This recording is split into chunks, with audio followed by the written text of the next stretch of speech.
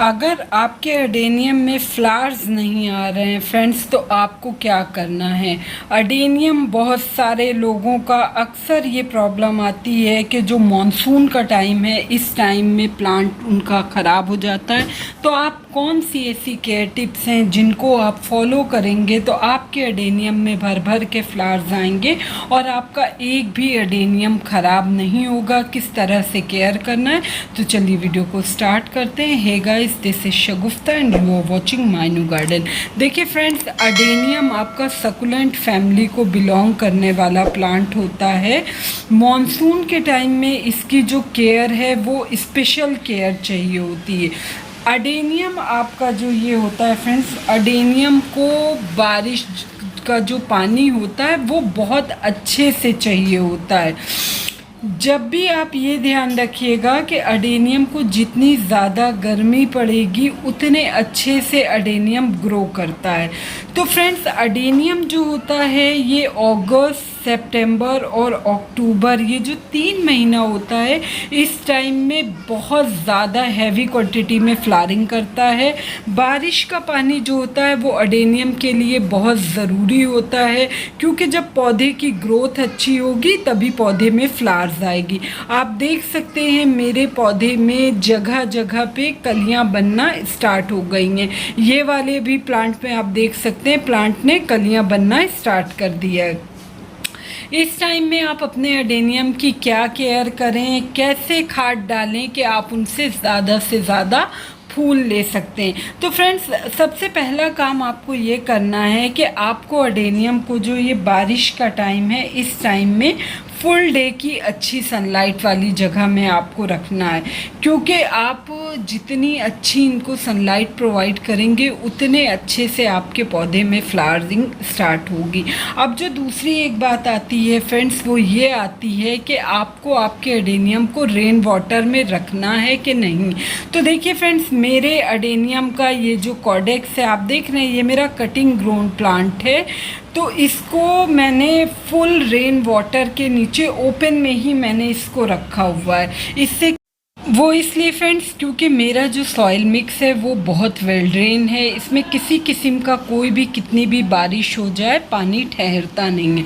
तो अगर आपने नर्सरी से नया प्लांट परचेज़ किया है तो आपको ये ध्यान रखना है, जब आप मिट्टी बना रहे हैं तो आप मिट्टी में जो बालू होता है वो ज़रूर ऐड करके लगाएं, या फिर आप सिंडर में भी इसको लगा सकते हैं, जो कि एकदम वेल ड्रेन। मैं आपको देखिए अपने प्लांट को हर एक जगह से दबा के चेक करके बता रही हूँ। मेरा प्लांट जो है वो बहुत हेल्दी है, इसमें कहीं से भी पिच वाला या फिर जो उसका कॉडेक्स है वो सॉफ्ट नहीं है, एकदम हार्ड कॉडेक्स है। अडेनियम आपका फ्रेंड्स, जब आपका टेम्परेचर 45 या 46 डिग्री के अबव जाता है, मतलब 45 डिग्री अबव जाने पर अडेनियम में जो फ्लावरिंग होता है ये बंद कर देता है।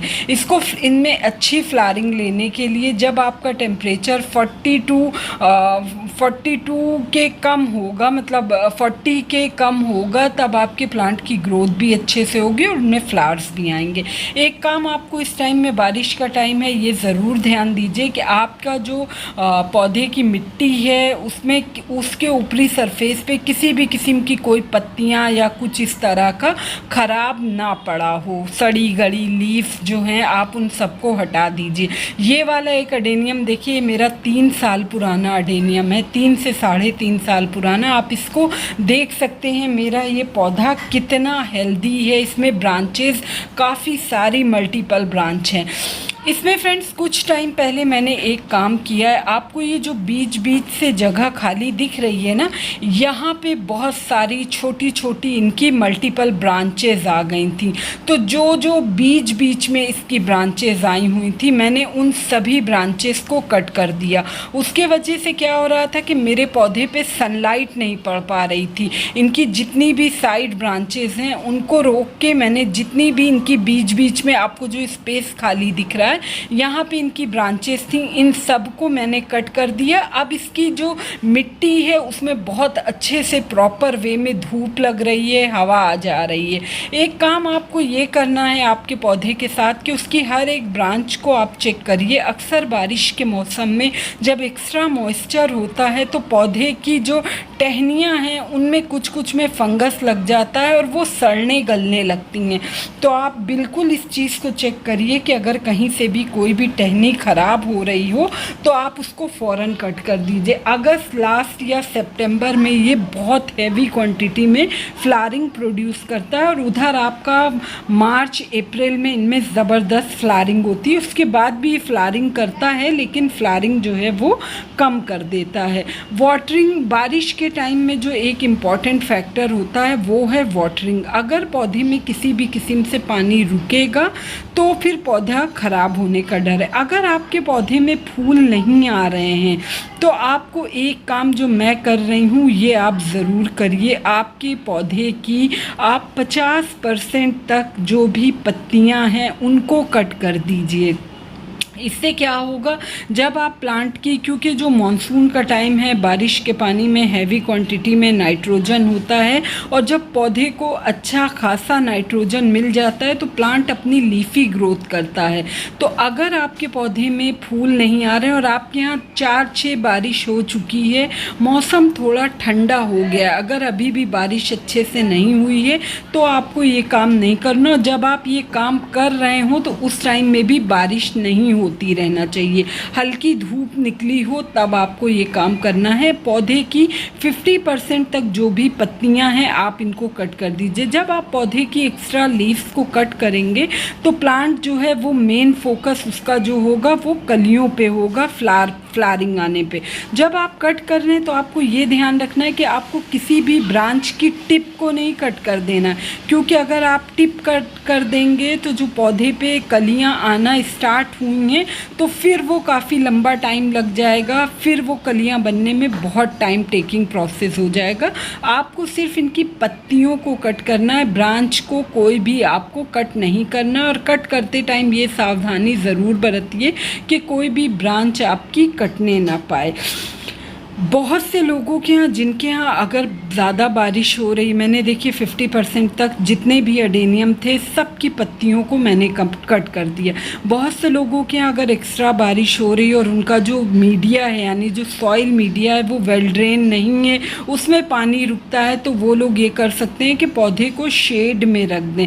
लेकिन अगर आपने लंबे समय तक पौधे को अभी शेड में रखा तो जो ये अगस्त लास्ट या फिर सितंबर में जो इनमें हैवी फ्लावरिंग होना है तो फिर वो उतनी अच्छी फ्लावरिंग नहीं मिल पाएगी। अडेनियम के पौधे से ज़्यादा फूल लेने के लिए सनलाइट बहुत ज़रूरी है, तो कम से कम आप 5 से 6 घंटे की सनलाइट ज़रूर दीजिए पौधे को। इससे क्या होगा कि जो इनका फ्लावरिंग टाइम होगा, जब वो टाइम आएगा तो पौधे में अच्छे से फ्लावरिंग होने लगेगी। इस टाइम में एक काम आप और कर सकते हैं, अगर आपने अपने पौधे में उसकी मिट्टी में कोई भी स्टिक वगैरह लगा के प्लांट को सपोर्ट किया या किसी भी किस्म की कोई डंडी का सहारा दिया है तो आप वो निकाल दीजिए, क्योंकि बारिश जब ज़्यादा होती है तो जो डंडियाँ होती हैं वो अच्छे से भीग जाती हैं और मॉइस्चर को होल्ड करके रखती हैं। ये पौधा ख़राब होता ही वाटरिंग और मॉइस्चर के वजह से, तो इस चीज़ का आप ख़ास ध्यान रखें। पॉट का जो सरफेस है उसको ज़रूर क्लीन करके रखें। तो इस तरह से जब आप केयर करेंगे, देख रहे हैं आप, मैंने 50 से ज़्यादा 50% तक मैंने अपने सभी पौधे की जो भी पत्तियां थी, एक्स्ट्रा लीव्स थी, इन सब को हटा दिया है। अब इससे क्या होगा कि प्लांट अपना पूरा फोकस जो है वो कलियों के बनाने पर करे। यहाँ पर एक काम बहुत ज़रूरी है, आपको कर लेना चाहिए। जब भी आप अपने पौधे की पत्तियों को काट रहे हैं तो उसके बाद आप अपने पौधे पर ये जो राख है इसका छिड़काव ज़रूर करें। राख आपको लकड़ी की जली हुई राख का यूज़ करना है, कोयला ये सब की राख। और जब आप राख बना रहे हैं तो उसमें मिट्टी का तेल वगैरह नहीं होना चाहिए। इस तरह से देखिए आप छन्नी पे रख के पूरे पौधे पे एक छिड़काव ज़रूर कर दीजिए, हल्का हल्का सा। तो इससे क्या होगा, मैंने जहाँ जहाँ से कट किया है किसी किस्म का कोई फंगस वगैरह एंटर नहीं कर पाएगा। ज़्यादा आपको कुछ भी इस तरह का नहीं करना। और ये देखिए मैं इस तरह से सूखे उसमें कर रही हूँ, जब हवा वगैरह चलेगी तो ये काफ़ी कुछ उड़ भी जाएगा, और अगर थोड़ा मतलब एक आध दिन बाद बारिश हुई तो ये ईज़िली वॉश हो जाएगा। तो राख में आप इसका यूज़ अपने पौधे में भी ज़रूर करें। एक एक चम्मच के करीब मैं अपने सभी पौधों में राख डालने वाली हूँ। राख एक तो आपका एंटी बैक्टीरियल और एंटी फंगल होता है, प्लांट में किसी किस्म का कोई इंसेक्ट वगैरह नहीं लगता। और दूसरी एक ज़रूरी बात, इसमें हैवी क्वांटिटी में पोटैश होता है, जो कि प्लांट को फ्लावरिंग पे लाने के लिए बहुत ज़रूरी होता है। मिट्टी की आप जब गुड़ाई कर रहे हैं तो ध्यान रहे, जब मिट्टी प्रॉपर सूखी हो उस टाइम में आपको गुड़ाई करना है, गीली मिट्टी में गुड़ाई नहीं करना है। गुड़ाई करते टाइम आप ये बात का भी ख्याल रखेंगे कि किसी किस्म का कोई कट वगैरह आपके कॉडेक्स में ना लगने पाए, क्योंकि इस टाइम में पौधा ख़राब ही होता है कटिंग वगैरह करने से। इस टाइम में आप पौधे की बिल्कुल भी रिपोर्ट या फिर प्लांट की प्रूनिंग आपको नहीं करना है। इनकी प्रूनिंग अगर आपको करना है, प्रूनिंग या रिपोर्टिंग, तो उसके लिए बेस्ट टाइम है सितंबर। आप सितंबर में नया प्लांट लाए हैं तो उसको रिपोर्ट भी करिए अच्छे से, उसके बाद आप उस टाइम प्रूनिंग भी कर सकते हैं। अभी आप ये सब काम करने से बचिएगा, वरना पौधा ख़राब हो सकता है। पर पॉट में देखिए इस तरह से एक एक चम्मच के करीब मैंने राख डाल दिया है। इस टाइम में आप पौधे में कोई भी नाइट्रोजन बेस्ड फर्टिलाइज़र मत डालिएगा। वर्मी कंपोस्ट, गोबर की खाद, कोई भी चीज़ आप नाइट्रोजन वाली पौधे में न डालिएगा, क्योंकि जब आप पौधे में नाइट्रोजन देते हैं तो पौधे की सिर्फ लीफी ग्रोथ होती है, उनमें उसमें आपको इस टाइम में चाहिए कि आपके प्लांट में अच्छे से फ्लावरिंग हो। और अगर आपने नाइट्रोजन युक्त खाद का प्रयोग किया तो पौधे में फूल नहीं आएंगे, प्लांट अपनी सिर्फ लीफी ग्रोथ ही करेगा।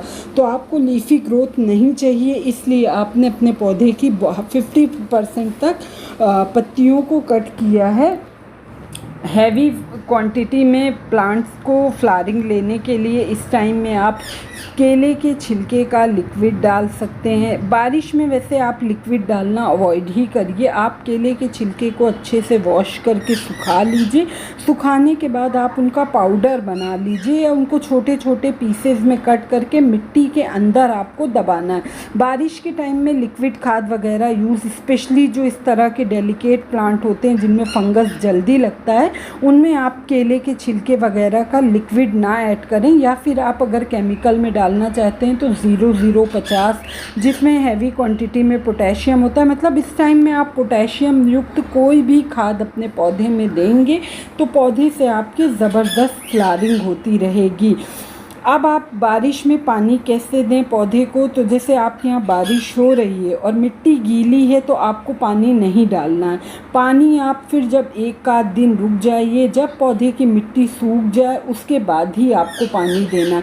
अगर आपके यहाँ लगातार हो रही है बारिश, रुक नहीं रही है, तो उस टाइम में आपको क्या करना है, जब आपके यहाँ लगातार बारिश हो रही है तो आप जो इसका कॉडेक्स है और ये जो इसका गमले का ऊपरी सरफेस है, इसको किसी पॉलीथीन वगैरह से आप कवर कर दीजिए, क्योंकि इसमें एक्स्ट्रा पानी इनकी जड़ों में नहीं। अगर आपका सॉइल मिक्स एकदम वेल ड्रेन है, बारिश होने के बाद आप एक बार चेक ज़रूर करिए। अगर अडेनियम में पानी नहीं रुक रहा है तो आपको किसी किस्म की कोई पन्नी वगैरह लगाने की ज़रूरत नहीं है। लेकिन अगर आपके पौधे में पानी बारिश रुकने के बाद रुक रहा है तो फिर आप अपने पौधे को या तो शेड में प्रोवाइड करिए, और या फिर आप शेड नहीं दे सकते तो इस तरह से किसी भी पॉलीथीन को लेके ये इसका जो गमले का पूरा सरफेस है इसको कवर करते हुए आपको पन्नी लगाना है कि पानी गमले में भी एक्स्ट्रा भरना नहीं चाहिए। ओपन में भी रखा, और जब फिर बारिश रुक जाए तो आप ये जो पन्नी है इसको खोल के हटा दीजिए। बारिश के रुकने के बाद आप ये पन्नी लगी हुई नहीं छोड़ेंगे, वरना तब भी पौधा आपका एक्स्ट्रा मॉइस्चर होने के वजह से, उसमें धूप ना पड़ने के वजह से ख़राब हो सकता है। तो लगातार बारिश हो रही है और गमले में पानी ठहर रहा है तो आप इस तरह से पन्नी लगा सकते हैं, लेकिन इसको धूप लगना बहुत ज़रूरी है। तो अगर शेड में आप रख भी रहे हैं तो बारिश रुकने के बाद आप अपने पौधे को डायरेक्ट सनलाइट में रखें, और अगर पानी निकल जा रहा है तो फिर आप पौधे को धूप में ही, मतलब ओपन एरिया में ही रखा रहने दें। बस एक ही छोटी सी इन्फॉर्मेशन थी, होप ये इन्फॉर्मेशन आप लोग को अच्छी लगी होगी, आप लोग के काम की होगी। और हमेशा अडेनियम को इस तरह के शैलो पॉट में शिफ्ट करिए, डीप पॉट नहीं देना होता। मिलती हूँ नेक्स्ट वीडियो में नेक्स्ट टॉपिक के साथ। Till then take care, bye bye.